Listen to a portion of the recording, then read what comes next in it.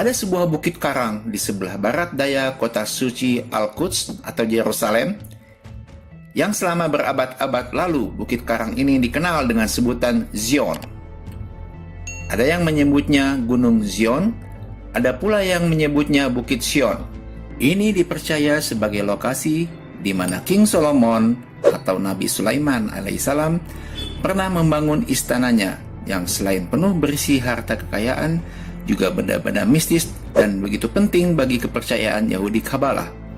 Sebab itu, Majelis Tertinggi Ordo Kabalah mengutus salah seorang anggotanya yang juga merupakan tokoh gereja Yohanit bernama Godfroy de Bouillon pada Perang Salib Pertama untuk membangun sebuah gereja benteng sebagai markas utama Ordo Sion yang dibentuknya.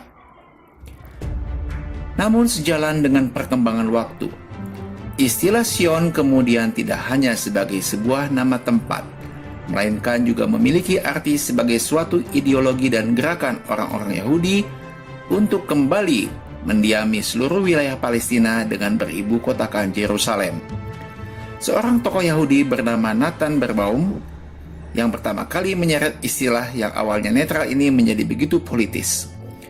Pada 1 Mei 1776, hanya 2 bulan sebelum Amerika Serikat mendeklarasikan kemerdekaannya, Nathan mencetuskan Zionisme sebagai gerakan politik bangsa Yahudi untuk merebut tanah Palestina dari bangsa Filistin. Gayung pun bersambut. Beberapa pentolan Yahudi mensosialisasikan istilah politis ini untuk menyatukan perasaan dan persepsi bangsa Yahudi agar bersedia mencurahkan perhatiannya ke Palestina.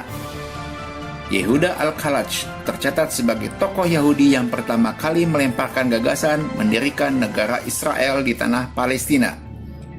Isfihir Kaiser menulis buku berbahasa Yahudi berjudul Derishat Dion 1826 yang mendukung ide dari Yehuda Al-Khalaj dan memaparkan kemungkinan-kemungkinannya. Saat itu para tokoh Yahudi bukannya tidak paham bahwa tanah Palestina sebenarnya bukan merupakan hak milik mereka. Namun karena Talmud, kitab hitam bikinan pendeta-pendeta tertinggi Yahudi, menyatakan tanah Palestina sebagai tanah yang dijanjikan bagi bangsa Yahudi, maka tanpa reserve mereka pun mengikutinya. Moses Hayes, seorang Yahudi Jerman, melemparkan gagasan pertamanya bahwa untuk menguasai Palestina, maka Yahudi harus menggandeng orang-orang Barat yang memiliki kepentingan yang sama untuk kembali ke Palestina setelah kekalahan yang memalukan atas kaum yang dipimpin Salahuddin Al-Ayyubi beberapa abad lalu. Ide ini mendapat dukungan dari beberapa tokoh kolonial Barat yang memiliki sejumlah pertimbangan. Antara lain, adanya konfrontasi antara Eropa dengan Turki Utsmaniyah di dunia Arab.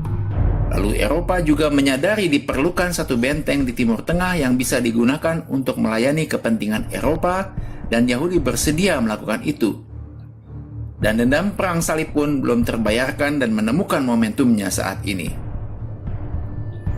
Sejak itulah, dengan bantuan dana dari para pemodal Yahudi, utamanya dinasti Rothschild, maka mengalirlah imigran orang-orang Yahudi ke Timur Tengah, utamanya ke Palestina dan daerah-daerah sekitarnya. Gerakan orang-orang Yahudi ini bukannya tidak diketahui oleh orang-orang Arab. Pada tahun 1891, beberapa pengusaha Palestina dengan nada prihatin mengirim telegram ke Istanbul. Dalam telegram itu, dengan penuh kecemasan, para pengusaha Palestina menyatakan imigrasi orang-orang Yahudi ke wilayahnya akan benar-benar menjadi ancaman jika tidak dihentikan segera. 5 tahun kemudian, Theodor Herzl menulis sebuah buku yang secara detail mengajukan konsep tentang upaya pendirian negara Israel di Palestina. Buku itu berjudul Der Judenstaat atau Negara Yahudi yang terbit pada tahun 1896. Bukunya ini segera mendapat sambutan yang hangat, dan sebab itu Herzl dinobatkan sebagai Bapak Sionisme modern. Strategi perjuangan Yahudi oleh Herzl secara singkat bisa diungkapkan dalam sebuah kalimat singkat namun penuh arti. Bila kita tenggelam, kita akan menjadi suatu kelas proletariat revolusioner, pemanggul ide dari suatu partai revolusioner. Bila kita bangkit, dipastikan akan bangkit juga kekuasaan keuangan kita yang dahsyat. Untuk bisa mendirikan negara Yahudi di atas tanah milik bangsa Palestina, maka kaum Yahudi, demikian Herzl, harus melaluinya dengan jalan di luar jalan demokratis. Beberapa hal yang harus dilakukan antara lain: memenuhi tanah Palestina dengan orang Yahudi sehingga Yahudi menjadi mayoritas. Seiring dengan itu, menjadikan warga Palestina sebagai warga minoritas dengan berbagai cara yang bisa dilakukan seperti pembersihan etnis, perang, penyebaran bibit penyakit, pembukaan lahan kerja di negara tetangga, dan sebagainya. Rekayasa demografis ini terus berlangsung hingga hari ini. Selain itu, garda terdepan bangsa Yahudi juga harus memaksakan dunia internasional untuk membuatkan undang-undang yang melegitimasi keberadaan Yahudi di Palestina. Inilah pokok-pokok strategi pendudukan Palestina. Herzl mengatakan, "Kami akan mengeluarkan kaum tidak berduit, maksudnya bangsa Filistin, dari perbatasan dengan jalan membuka lahan-lahan pekerjaan di negara-negara tetangga, dan bersamaan dengan itu mencegah mereka memperoleh pekerjaan di negeri kami. Kedua proses itu harus dilakukan secara senyap dan rahasia." Sembari mempropagandakan hak sejarah orang-orang Yahudi atas tanah Palestina yang tentu saja berisi kebohongan, dan mendelegitimasi keberadaan orang Palestina di tanahnya sendiri, Herzl kemudian berangkat menemui Sultan Abdul Hamid II yang tengah berada di tampuk kekuasaan Turki Utsmaniyah. Tanah Palestina ketika itu masuk ke dalam wilayah kekhalifahan Turki Utsmani. 1 tahun sebelum Kongres Zionis diadakan, Theodor Herzl menghadap Sultan Abdul Hamid II untuk membujuknya agar bersedia bekerja sama dengan kaum Zionis Yahudi dalam hal penyerahan tanah Palestina. Tentu saja dengan banyak imbalan berupa emas permata dan lain sebagainya. Sebenarnya Herzl sudah mengetahui jika Sultan tidak pernah berkompromi dengan kaum Yahudi. Namun Herzl memberanikan diri menghadap Sultan dengan membawa satu janji yang sangat menggiurkan dari para pemilik modal Yahudi internasional yang berkenan memulihkan kas keuangan Turki Utsmani yang sedang kosong jika permintaannya dituruti. Namun di luar perkiraan Herzl, Sultan ternyata memang seorang pemimpin yang sangat tegas, seorang pemimpin yang begitu kuat memegang prinsip, bahkan dengan berani menolak mentah-mentah tawaran yang sangat menggiurkan sekalipun. Kepada Herzl, Sultan Abdul Hamid II berkata, "Jangan lagi engkau membicarakan soal ini. Saya tidak akan menyisihkan sejengkal pun tanah Palestina, karena tanah itu bukan milik saya tetapi milik umat Islam. Umat Islam berjuang untuk mendapatkan tanah itu dan menyuburkannya dengan darah mereka. Biarkanlah orang Yahudi menyimpan uang mereka yang berjuta-juta banyaknya di peti mereka. Bumi Palestina adalah tanah umat Islam." Herzl sangat tersinggung. Bapak Zionisme modern ini pun meninggalkan Turki dengan tangan hampa.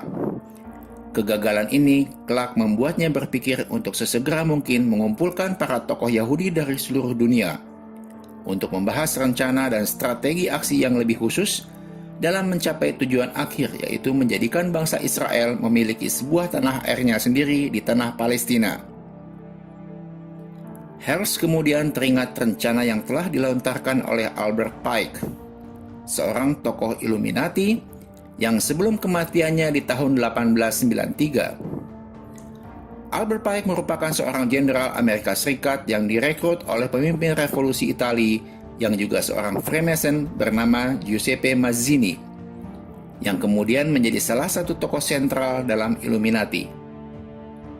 Di kemudian hari, Albert Pike juga membentuk Order of Knights of the Ku Klux Klan atau KKK yang melandasi gerakannya pada semangat rasialis untuk menghancurkan semua manusia berkulit hitam dan kulit berwarna. KKK didirikan di Nashville pada tahun 1867 dengan menggunakan lambang salib kesatria Malta. Beberapa tahun lalu, Albert Pike pernah menyarankan agar Herzl menggelar sebuah pertemuan besar yang dihadiri semua tokoh berpengaruh Yahudi dari berbagai negara untuk menyusun rencana aksi guna mendirikan sebuah negara Yahudi. Hels merasa yakin inilah momentum yang tepat untuk menabuh genderang persatuan kaum Zionis internasional bagi sebuah rencana aksi yang besar. Inilah latar belakang diselenggarakannya Kongres Zionis Internasional pertama. Sesungguhnya, ketika Herz tengah menggodok rencana penyelenggaraan Kongres Zionis Internasional pertama ini, konspirasi Yahudi mengirim kembali delegasinya yang kini berjumlah 3 orang untuk menghadap Sultan Abdul Hamid II. Mereka adalah Mezrahi Krazu, Jack, dan Lion. Namun Sultan yang mengetahui hal ini menolak menemui mereka dan hanya mengutus salah seorang pejabat istana bernama Taksin Pasha. Ketiga utusan Yahudi itu di hadapan Taksin Pasha tidak lagi meminta hibah tanah Palestina seperti yang dilakukan oleh Herz sebelumnya, namun hanya meminta izin agar orang Yahudi diperkenankan memasuki Palestina untuk keperluan ziarah ke tempat-tempat suci mereka dan mendirikan sebuah perkampungan kecil di dekat Yerusalem. Jika permintaan ini disetujui Sultan, maka delegasi itu akan menyerahkan imbalan sebagai tanda terima kasih kepada Sultan, berupa janji akan melunasi seluruh hutang pemerintah, akan membiayai berdirinya armada laut yang lengkap dengan kapal-kapal perangnya demi menjaga kedaulatan Turki Utsmani, dan akan memberikan kredit besar uang emas tanpa bunga, guna memperkuat keuangan negara dan menghidupkan perekonomiannya. Segera saja Taksin menyampaikan hal ini kepada Sultan. Namun, sikap Sultan tak bergeser sedikit pun. Kepada Taksin, Sultan Abdul Hamid II dengan tegas menolaknya. Karena Sultan Abdul Hamid II tetap tegas menolak, tak mau menyerahkan tanah Palestina kepada Zionis Yahudi, maka konspirasi memandang Sultan Abdul Hamid II harus disingkirkan dari kekhalifahan Turki Utsmani, dan Turki Utsmani harus dihancurkan atau dibubarkan. Di akhir kongres, Theodor Herz menuliskan di dalam buku hariannya, "Kalau saya harus menyimpulkan apa hasil dari Kongres Basel itu dalam satu kalimat pendek, yang sungguh tidak berani saya ungkapkan kepada masyarakat, saya akan berkata, di Basel saya menciptakan negara Yahudi." Setelah kongres di Basel tersebut, pergerakan kaum Yahudi dunia bekerja menuju 2 arah.